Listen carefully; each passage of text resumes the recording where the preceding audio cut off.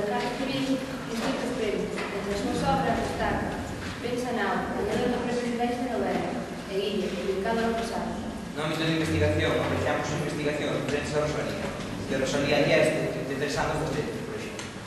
Ademais de escritor, é presidente da Fundación Rosalía de Castro, desde xunio de 2012. Investigador e dinamizador da figura de Rosalía, Anxo Ortega concibiu en todos os proxectos de Rosalía 21 un achego ao universo rosaliano que entra a realizarse. A Fundación, que ten a súa sede na Casa da Matanza, Padrón, ten como finalidade fomentar e difundir o culto á memoria de Rosalía, quando é guía dos seus fillos, conservar e incrementar o patrimonio rosaliano, dispoñendo do mellor xeito para que poida ser conservado e estudado. Cuidar do mausoleo de Rosalía e celebrar actos en conmemoración das datas rosalianas, 24 de febreiro e 15 de xullo, así como 25 de xullo en Santiago de Compostela. Deixamos-vos pasarla unha ollada desde hoxe.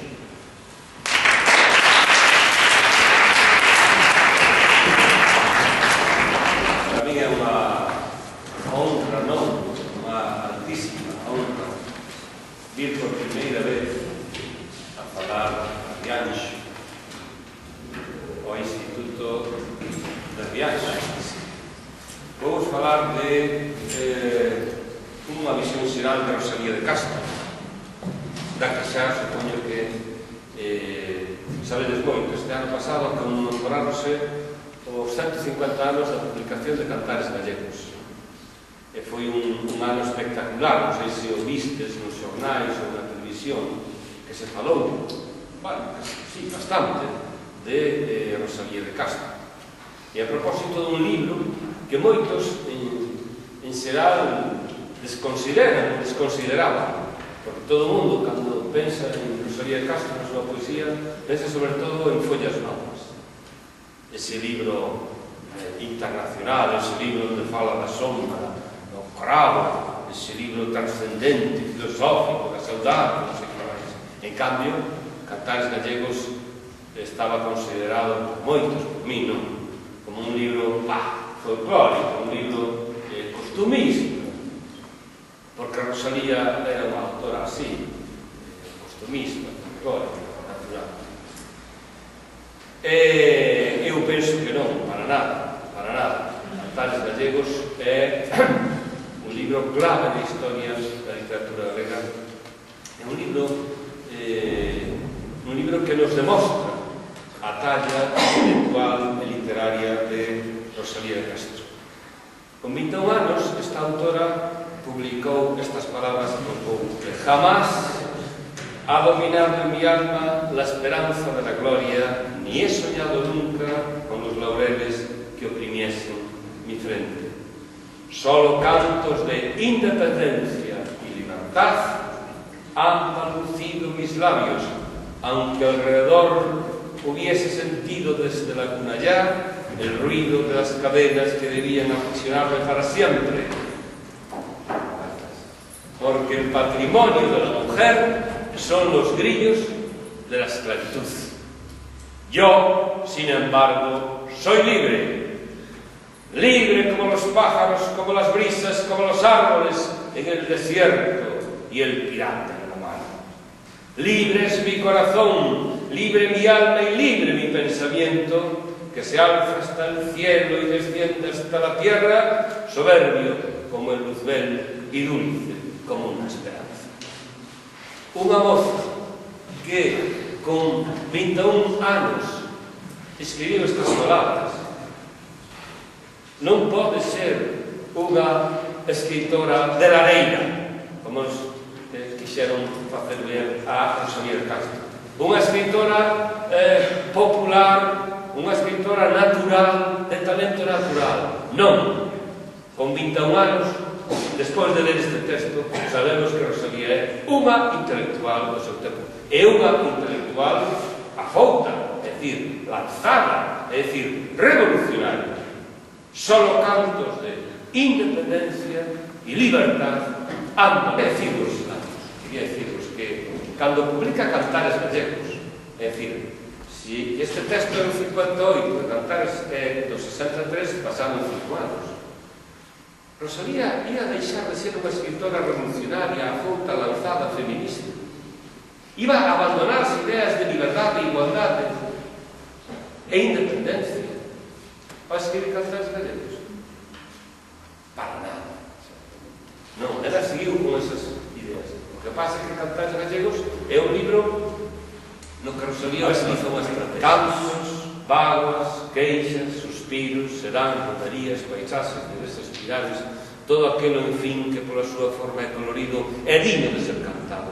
Todo que tuvo un eco, unha voz, un ronxido por leve que fose con tal que chegase a conmoverme, todo isto me atrevín a cantar neste humilde libro para decir unha vez siquera, e en que sexa torpemente os que sin razón se burlan de nós, que a nosa terra é digna de alabanzas, e que a nosa lingua non é aquela que bastardean e chanturran torpemente nas máis ilustrísimas provincias con a risa de mofa que decir verdade, por máis que esta sea dura, demostra a ignorancia máis grasa e a máis imperdoable injusticia que pode facer unha provincia a outra provincia e van por prove que esta sea. Mas é aquí que máis triste nesta cuestión é a falsedade con que fora de aquí pintan así os fillos de Galicia como a Galicia mesma, a que ensinamente xudgan o máis feo e máis preciado de España, cando acaso sexa o máis fermoso e libre de alabanzas.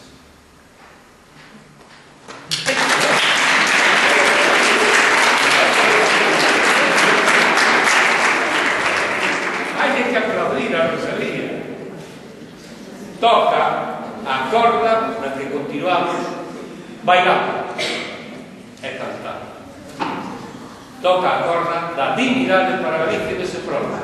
Despois fala, continúa falando, pero sobre todo di que xa está ben das burlas contra a nosa lingua, que consideran bárbara e que champurran torpemente burlándose de nós. Por aí adiante, da nosa lingua, da nosa cultura, do noso povo, a que ensinamente xusto o máis estúpido, povo estúpido, e da nosa terra, que a consideran fea. E moitas veces o que lle pasa aos cantares populares é que son tamén conservadores, ás veces reaccionarios ou misóxinos, é dicir, van contra a muller. Por exemplo, San Antonio bendito, dale un home, anque me mate, anque me esfolgue. Ese é un cantar popular misóxino para burlarse das mulleres, da necesidade que ten as mulleres dun home. Naquele tempo de emigración, naquele tempo en que a muller non era un suxeito administrativo, xurídico, político, nin nada. Unha muller non era nada, necesitaba ou home ou un pai para ser algo de muller. A muller, voto, bueno, voto onde canto o voto en 1934, o sea, na Segunda República Española, 100 anos despois, entendedes? A muller non era ninguén, e socialmente tampouco. Por lo tanto, o poema ridiculiza esa situación das mulleres, o poema popular, pero Rosalía o que fai é demostrar a humillación a que teñen que chegar as mulleres. É dicir, que Rosalía dalle a volta ao cantar popular. E outras veces, claro, o cantar popular vete moi ben. Cando digo cantar popular, castellanos de Castilla, tratade ben os gallegos, cando van como rosas, cando ven como negros. Que fai Rosalía de Castilla? Pois, darlle tamén, o sea, utilizado, perfecto, moi ben, pero darlle unha volta, polo en boca dunha muller a que lle morreu o home na Sega de Castela e que arque o seu puño bravo, outra vez unha muller, o seu puño bravo contra os casteláns de Castela por ese. Rosalía non canta os Ulises que se foron e a experiencia dos Ulises que viaxaron, dos homes que emigraron. Non canta nese de Ríos e de Fontes, pero despois o que canta é a ética das mulleres, soas, abandonadas, sin saberem con certeza se o seu home vai volver ou non, viudas de vivos e mortos. Pero quen sufriu sempre foi a muller. Ese é o que nos digo Rosalía de Castilla. Soa, abandonada, cos fillos, mantendo a casa, mantendo todo, e despois mantendo a fidelidade a un home que non se sabe se vai volver. É un libro, ademais, cheo desa dimensión profunda que despois terá Follas Novas, non? Esa dimensión da negra sombra, Esa dimensión pola que Rosalía é considerada unha chormiqueira en moitos sitios, en moitas cabezas. Eso está totalmente superado. Eso está en Campanas de Bastavales, son Campanas de Bastavales, cando vos hai. Eso está en Fidel Nova, a Negra Sombra, que é un auténtico, como se diría, un auténtico himno galego. Que en escoita a Negra Sombra non se de Galicia, eu creo que se emociona tanto ou máis que se escoita o himno ca letra de Pondal, que digo rumoroso. É un himno lírico. E non fala de Galicia, nin fala dos galegos, nin das galegas. Fala dunha muller que fai unha descripción que non ten paralelo probablemente en todo o século XIX, nin en España, nin en cada noite, esa cosa, cada noite eu chorando pensaba que esta noite tan grande non fora, que durase entre tanto, que a noite das penas me envolve moito sol.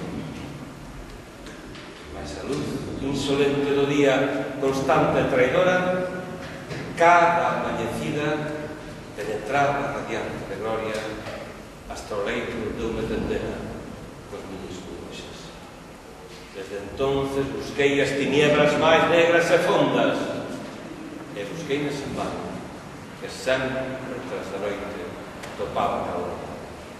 Só mesmo buscando no escuro e entrando na sombra, vin a noite que nunca se acaba na miña alma soña. Iso non é ser unha poeta churriqueira, iso é ser unha poeta profunda, que fai un descenso ás profundidades do eu, como non fixo ningún poeta con outro poema de Cantares Gallegos, e contrarrestando tamén esta poesía que moitos consideran chorriqueira. Rosalía era unha muller optimista, con el relato. É outra cousa. O poema vai dirixido ás mozas, ás mulleres, outra vez, porque este é un libro protagonizado por mulleres, independencia, liberdade e igualdade. Aí ten. Son as mulleres as protagonistas deste libro desde a primeira á última das páginas. E aquí o teredes outra vez, porque sodes vós, as mulleres, as responsables de que ese niño medre e de que avancemos cara a eses horizontes de algún xeito que marcou Rosalía con este libro. A ver se me acordo. A ver. Vai de noite, vai fuxindo, venta aurora, venta abrindo, co teu rostro que sorrindo, sombra espanta. Canta, paxariño canta, de Ponliña en Ponla que o sol se levanta, polo monte verde monte, alegrando as ervas, alegrando as fontes. Canta, paxariño alegre, canta. Canta porque o millo medre, canta. Canta porque a luz te escoite, canta, canta que fuxiu a noite. Noite escura, logo ben é moito dura, co seu manto de textura, con leirallos e temores, a oreira de dolores, a harima de pesares, con el vento do mal. Sal! Que a ourorillo ceu colora con sabores que enamora, con semblante de ouro plata, teñediño de escarlata, con vestido de diamante, que lle aborda o solamente entre as ondas de cristal. Sal, señor vento do mal, que o sol se abella nas contillas do areal, que a luz do día viste a terra de alegría, o sol derrete con amor escarcha fría. Branca aurora, ven chegando e as porciñas vai chamando dos que dormen esperando o teu fulgor. Cor de alba hermosa que se estende nos vidiños cariñosos, onde o sol tamén suspende cando o mar se prende de fogasa a la viva despois leve fugitiva, triste vago resplandor, cantor dos aires, paxariño alegre, canta. Canta porque o millo medre cantor da aurora, alegre namorado, as viriñas dille que xa sabe o sol dourado. E un gaiteiro ben lavado, ben vestido, ben pitado, a gaitiña acompañada por gastar. Xa! Se explicando que te explica, repenica, na alborada, ben amada, das meniñas cantadeira, veladora, remodeira, das velliñas alegriñas, das que saben del lugar. Arriba todas, rapaciñas do lugar, e o sol e a aurora xa vos ven a despertar. Arriba, toleirona mocedad, que atruxaremos, cantaremos a la